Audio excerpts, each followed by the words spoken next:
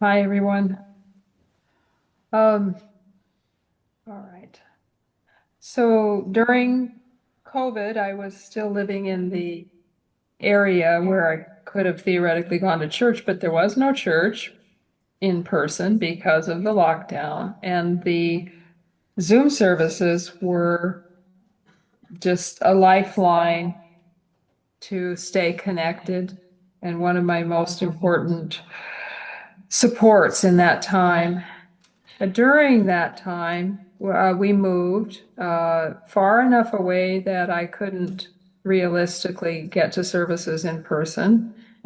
And I did attend on Zoom, but I just sort of drifted away, felt less connected, both geographically and just not included. And looking back on it, that was painful, but I wasn't really conscious in the sense that I didn't think of calling someone and saying, "Oh, I feel left out," or anything like that. I was just sort of drifting.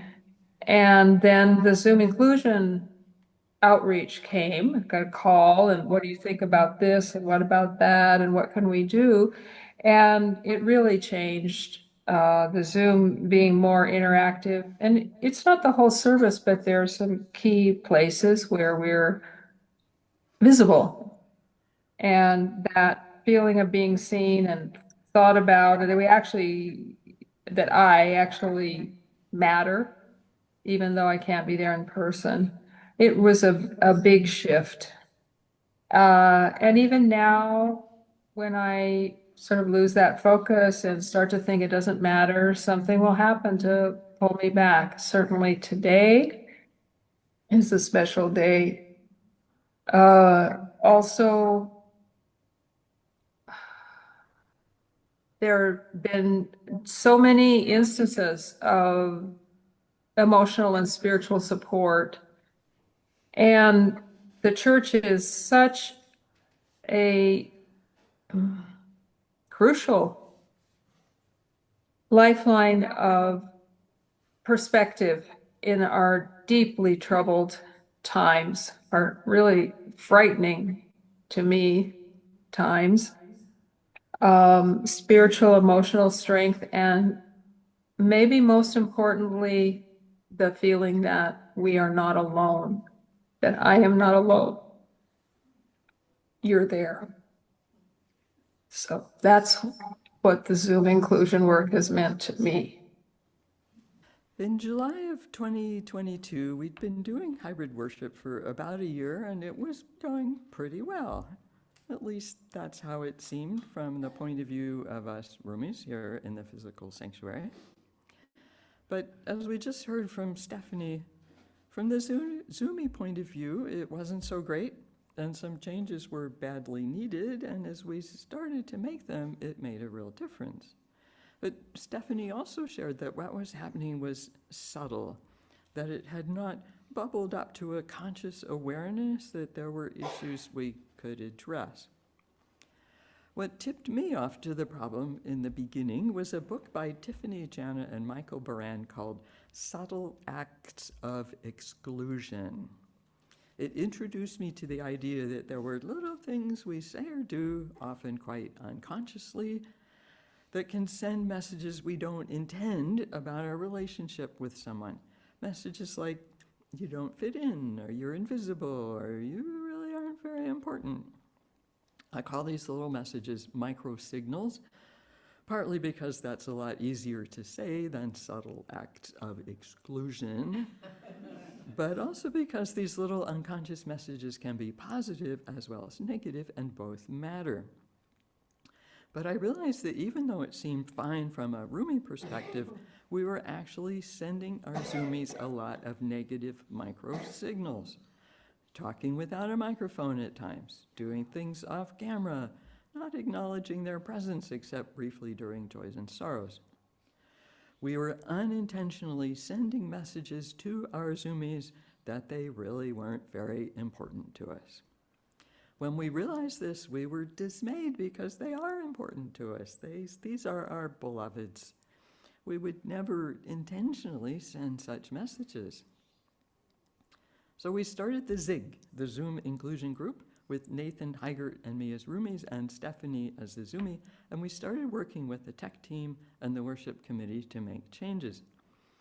We were between ministers at the time, and we just dove in. Most of you know the kinds of changes we made, things like adding the faces camera in the front so Zoomies could see roomies, adding the wave at the beginning and the end so that we could greet each other warmly, and continually looking for a good way for roomies and Zoomies to interact after the service, which we have finally worked out with that station in the conference room. When our interim minister arrived a month later, we were already so good at it that she thought we'd been doing it for ages. It wasn't until winter that she learned that we'd only been doing it for a month, and she was amazed. My topic today is lessons from Zoom inclusion, things we have learned or could learn from Zoom inclusion that are applicable to other inclusion and justice initiatives. The first point I want to make is that while we made a number of important technical changes, the most important changes were cultural. Here's an example. You can have all the microphones in the world, but actually using them is culture. Having it be okay to interrupt worship if the Zoomies can't hear is culture. And the values that underlie these changes, justice, equity, interdependence, love, those are culture too. Inclusion exists in the context of culture. It follows that if we want to be more inclusive, we have to change our culture. And so for our Zoom Inclusion Initiative, we created a culture shift framework that translated our goal of inclusion into concrete, repeatable practices.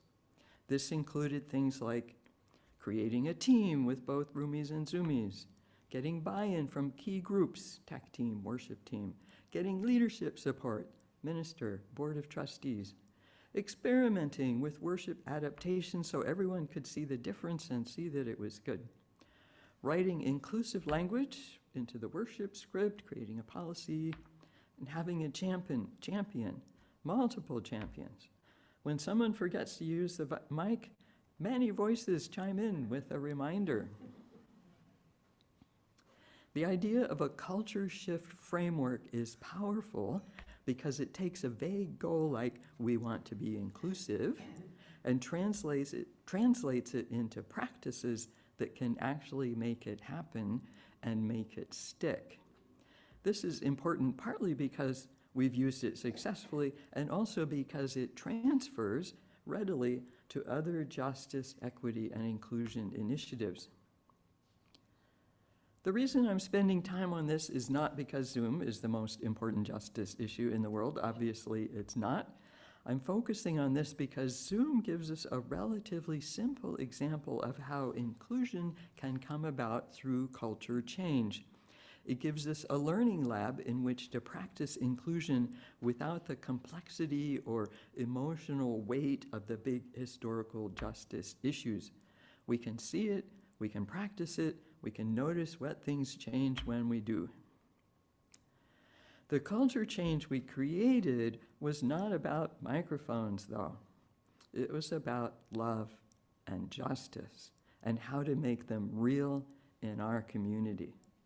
We embraced two ideas: that remote participants are precious and caring for them is ministry, and that remote participants are just as important as in-person ones and deserve just as good an experience. The first is about love, and the second is about justice and equity, which are really inseparable from love, because if you say you love someone but you treat them badly, what kind of love is that? Given these two radiant principles, how are we doing? Do remote participants feel solidly inside our circle of love? And are they getting a first-class experience, or are they kind of getting the dregs? Back then, the answer was no. They were not feeling solidly inside our circle of love, and they were not getting a first-class experience. There were things we, in the dominant group, we roomies, had to learn about what would create a better experience for our zoomies and what was getting in the way. When we talk about any kind of inclusion, there are a couple things that can get in the way right off. One is the unconscious, unintended microsignals we send, those subtle acts of exclusion, that can contradict the messages of love and inclusion that we want to send. Learning about them is key. The other key is power dynamics, which is tied up with our identities. Last fall, we had a service in which we named as many of our identities as we could and observed that darn near all of us have a mix of dominant group and marginalized group identities. This is important because we often get stuck in a box based on just one, like, you're white, therefore you're this, or you're queer, therefore you're that. Recognizing that we are all many things is one way of honoring the complexity of what it means to be human. In our dominant group identities, we have power. This matters in connection with inclusion because when we talk about inclusion, what's really happening is that members of some dominant group are hoping to include members of the corresponding marginalized group. White people wanting to include people of color, for instance. Roomies wanting to include zoomies. When we talk about inclusion, there are power dynamics at play because there are always power dynamics at play. It's just a question of whether it's power over or power with. I believe that if we want to talk about inclusion, understand inclusion, or be successful at inclusion, we have to see and address those dynamics. James Baldwin said, "Not everything that is faced can be changed, but nothing can be changed until it is faced." And power with is a doorway into beloved community. In a sermon last fall called Inclusion as a Spiritual Path, I said that when we're in our dominant group identities, we tend to take up space without realizing it. One way we take up space is to use our power to make things comfortable for us. We make rules that suit us. Many of these rules are unstated or even unconscious. Rules about how to behave, what worship should look like, or what makes things easy and convenient for us. Here's an example of a little rule that until recently, well, until 3.5 years ago, was unstated, unconscious, and rarely challenged. That it was okay to get up here in the room and speak without a microphone. We've agreed to change that rule, but the fact that we still forget says to me that the old one is still lurking in the subterranean chambers of our collective psyches.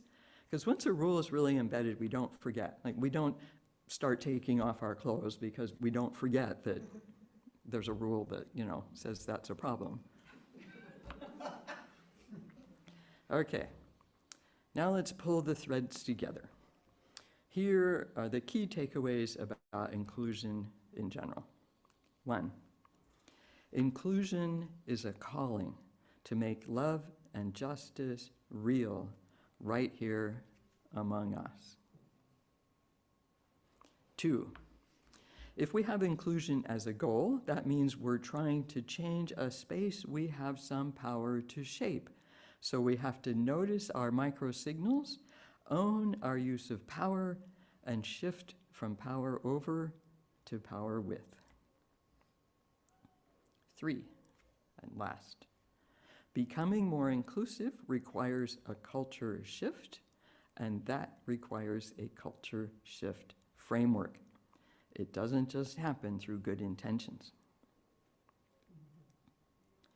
So far, I've talked about inclusion primarily from the point of view of members of the dominant group, maybe exclusively, and that exemplifies one of the obstacles to inclusion, which is centering ourselves in our dominant group identities instead of centering the people that we want to include. Still, we have to begin somewhere, and taking stock of where we are isn't a bad place to begin. I'm going to close with 2 thoughts. The first is that I love talking about inclusion because it ties in so beautifully with who we are as UUs and who we strive to be, and because it is holy work, the work of building beloved community. The second is something that surprised me about our Zoom inclusion journey. We started out just trying to make things better for the Zoomies. We ended up changing the feel of the whole church. When we wave to each other and worship and smile and call out happy greetings, we know that all of us are part of a loving community. And when we plan our events with both Roomies and Zoomies in mind, it helps us keep love at the center. Our Zoom inclusion practice gives us constant reminders to look out for each other, to care for each other, and to reach out with love, especially for the ones who can never come to church because of health or distance. The joy of this connection every Sunday morning is palpable, and it ripples through everything else we do. Zoom inclusion has made us kinder, more connected, more caring.